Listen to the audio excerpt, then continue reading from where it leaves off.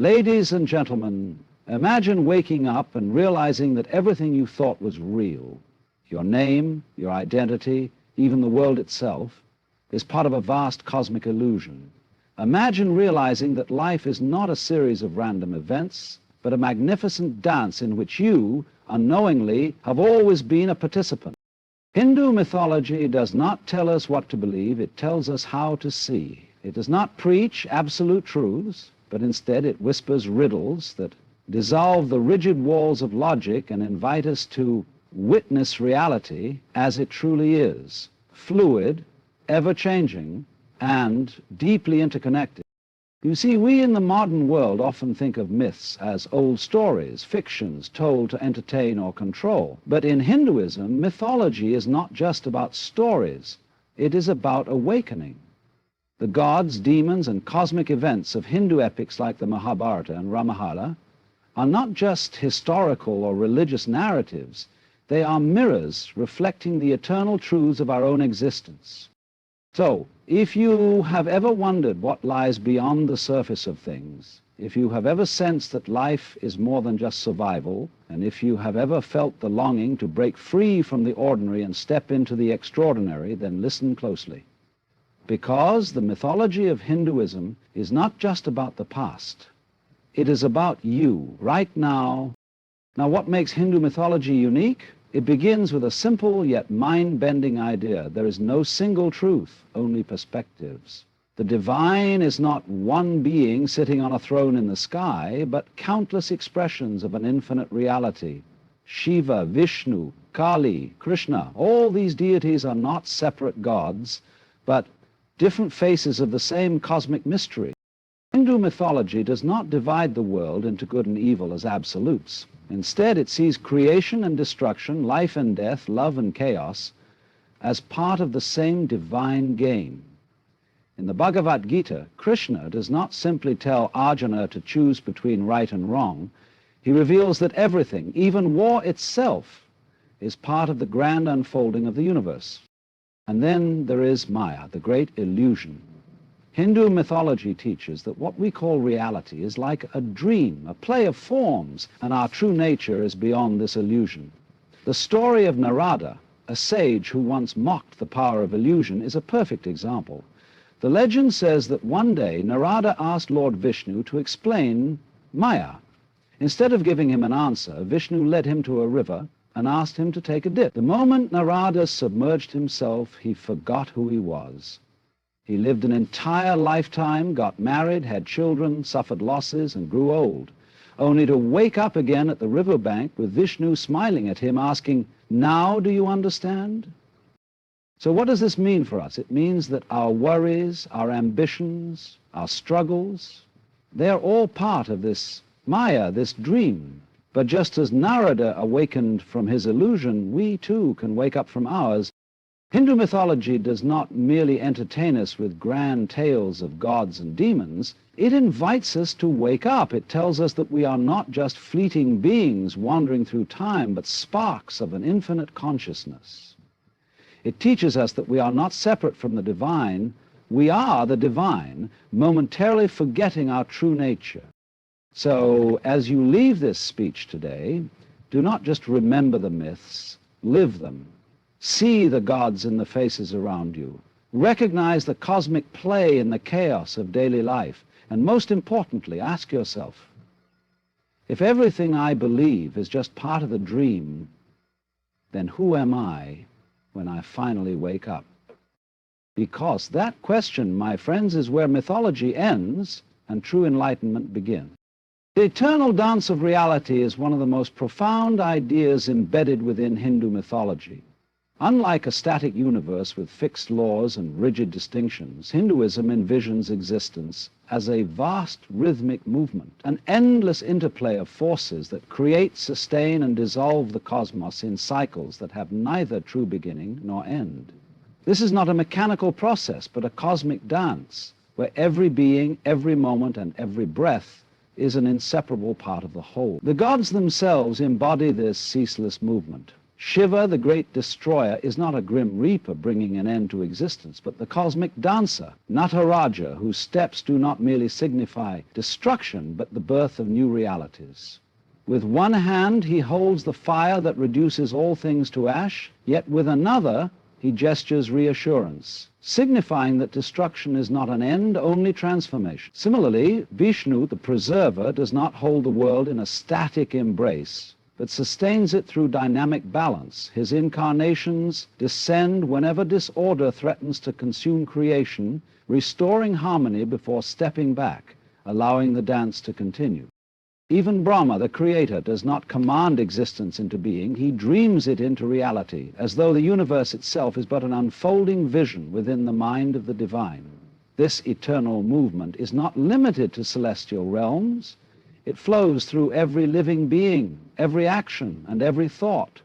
Human life, too, follows this dance. Birth, growth, decay, and renewal, mirroring the cycles of the universe. Civilizations rise and fall, relationships blossom and wither, ideas emerge and dissolve, yet nothing is ever truly lost. It merely changes form, reappearing in new guises, continuing the grand rhythm that pulses through all things. To see the world through this lens is to realize that nothing is permanent, yet nothing is ever truly gone.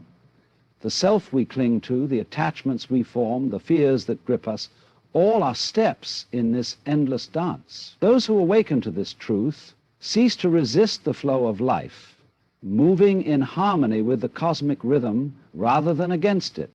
The many faces of the divine in Hindu mythology reveal a reality that is fluid, infinite, and beyond fixed definitions. Unlike traditions that define God as a singular, exclusive entity, Hinduism embraces the idea that divinity expresses itself in countless forms, each reflecting a different aspect of the ultimate truth. This is why the pantheon of Hindu gods and goddesses is so vast. Shiva, Vishnu, Brahma, Kali, Lakshmi, Ganesha, and countless others are not separate beings, but different windows through which one can glimpse the infinite. The concept of Brahman, the ultimate reality, transcends human comprehension, and so the divine takes on various forms to make itself accessible to human understanding. A person drawn to love and devotion may see the divine in Krishna, the playful and compassionate deity who charms the world with his flute and wisdom.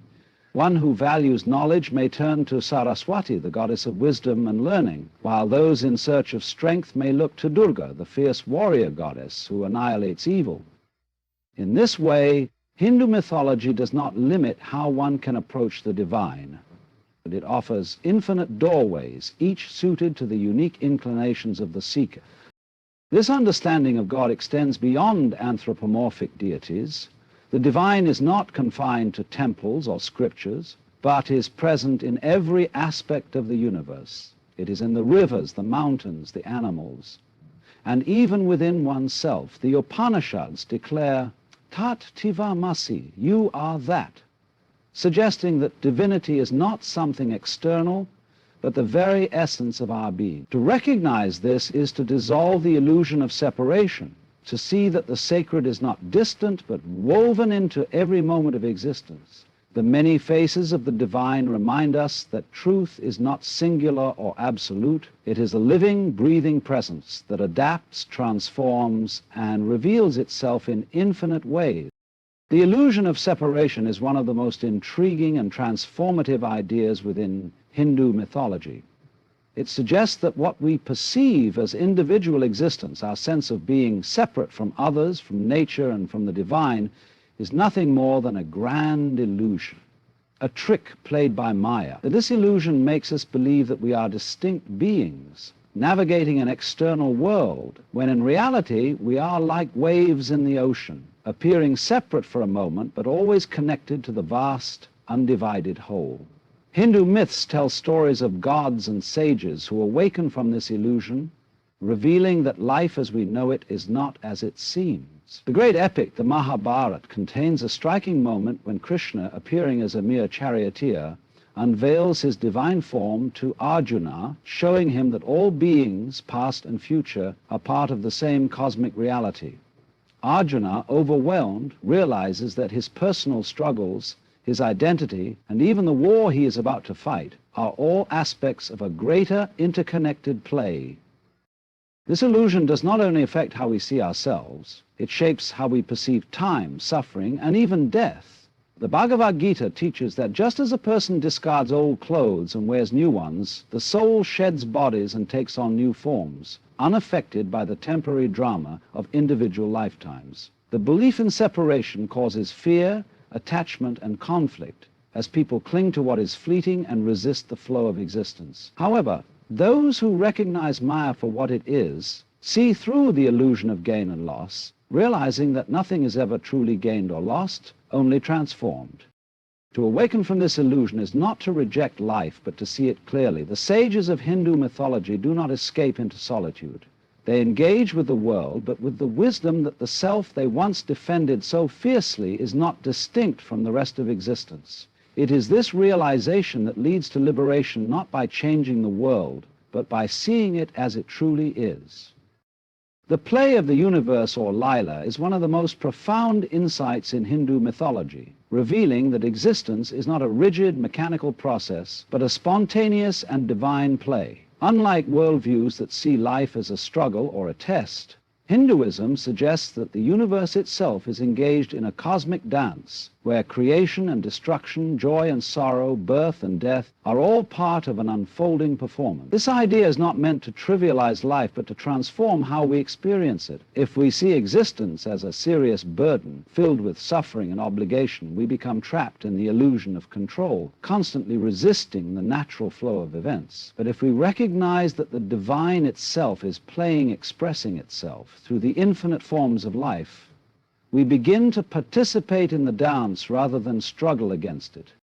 Hindu mythology presents this cosmic play in various ways. Krishna, the supreme trickster and embodiment of divine joy, often engages in playful acts, whether stealing butter as a child, enchanting devotees with his flute, or delivering the Bhagavad Gita in the midst of battle.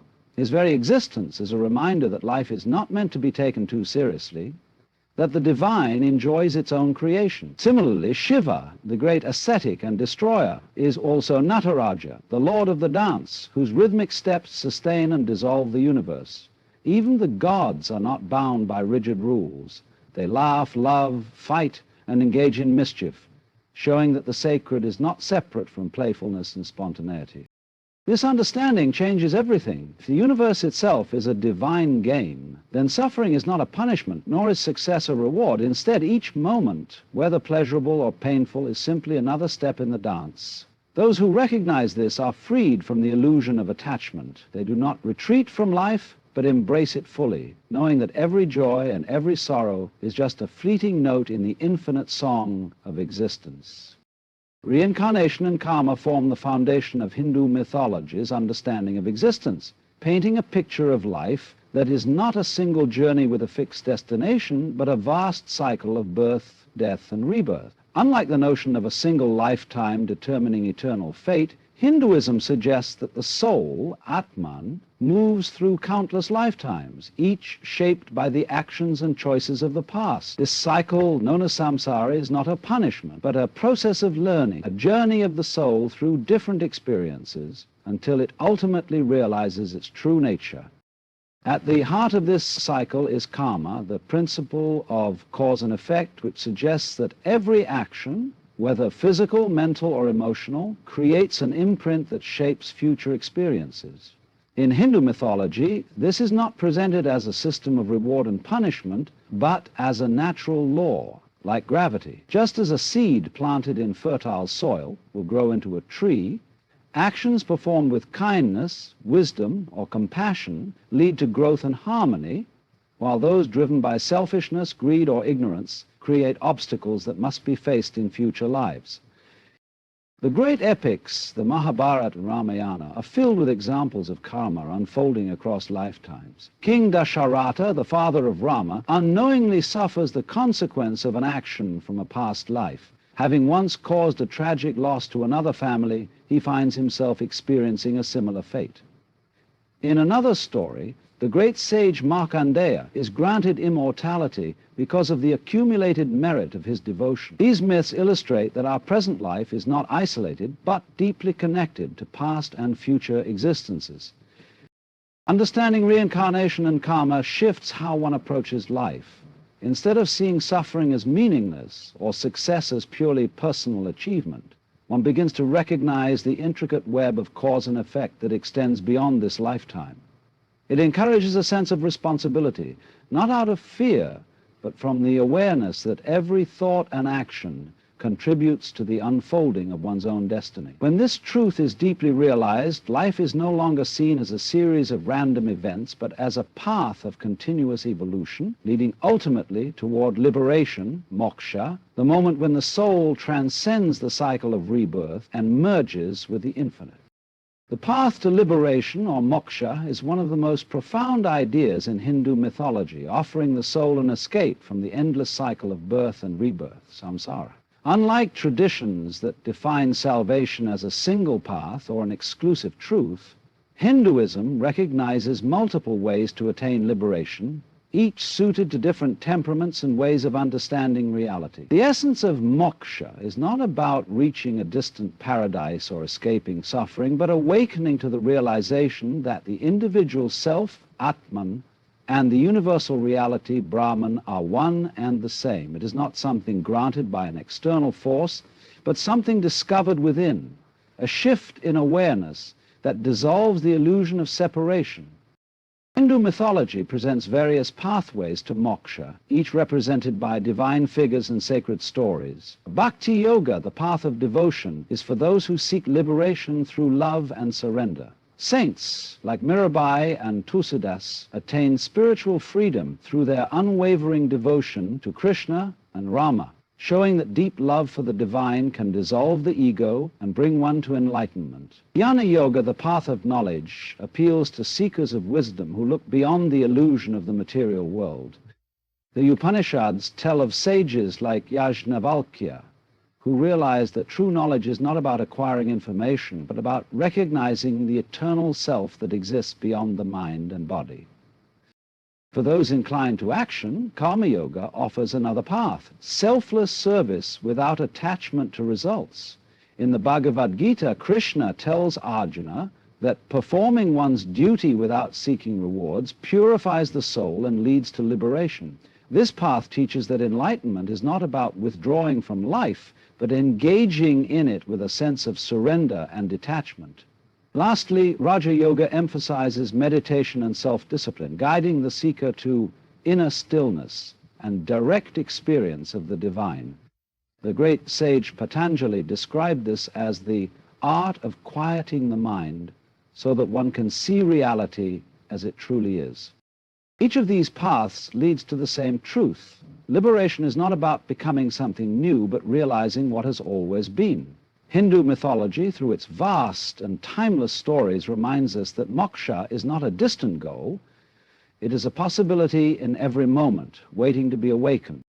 Hindu mythology is not just a collection of ancient stories, but a living philosophy that reveals the nature of existence itself.